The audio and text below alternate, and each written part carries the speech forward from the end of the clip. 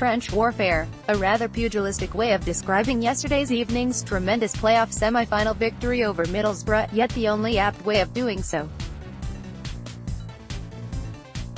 As Aston Villa clashed with Middlesbrough away at the Riverside Stadium, both teams surged through no man's land with their rushing bombardments.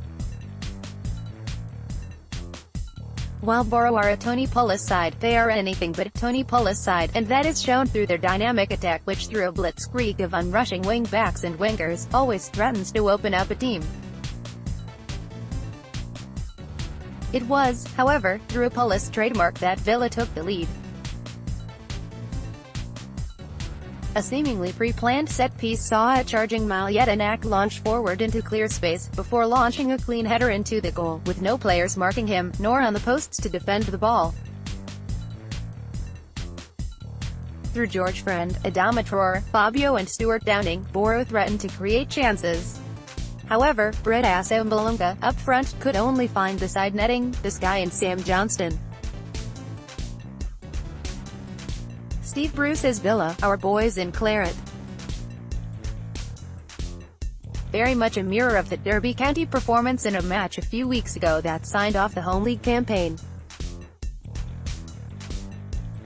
A resounding, disciplined and steadfast performance by what amounted to a back five of Jedinak, James Chester, John Terry, Ahmed El Mohammadi and Alan Hutton. The latter deserves an article entirely based on his own performance on the night, saw Villa through to safety and ahead a single goal on aggregate.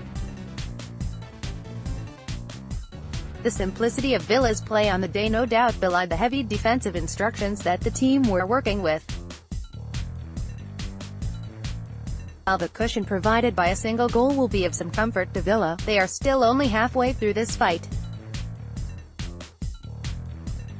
A second leg at Villa Park awaits, and Middlesbrough will have to defy history, both buried in the past and more recent accounts, to book their trip to Wembley Stadium in a playoff final.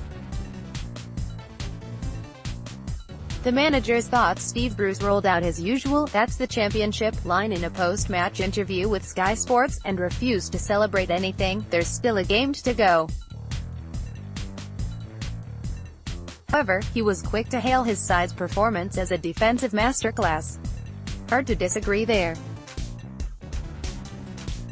More from the boss below. Your thoughts? Former Villa icon, Juan Pablo Angel is loving it. You cannot avoid mentioning a tweet this good from Villa Underground. For those who saw Boro's weird long throw preparation that ironed out about 15 seconds of the clock each time they took a throw in, this tweet is for you. Pulis complaining about time wasting was lovely to see, given Boro were shampoo, conditioning and blow drying the ball before every first half throw in.